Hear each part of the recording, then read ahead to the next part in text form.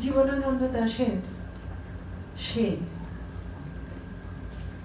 আমাকে সে নিয়েছিল ডেকে, বলেছিল এ নদীর জল তোমার চোখের মতো ম্লান বেদফল, সব ক্লান্তি রক্তের থেকে স্নিগ্ধ রাখছে পটভূমি, এই নদী তুমি।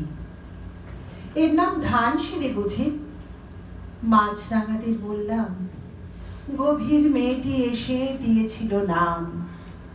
আজও আমি মেয়েটিকে খুঁজি, জলের অপার সিঁড়ি বেয়ে কোথায় যে চলে গেছে মেয়ে।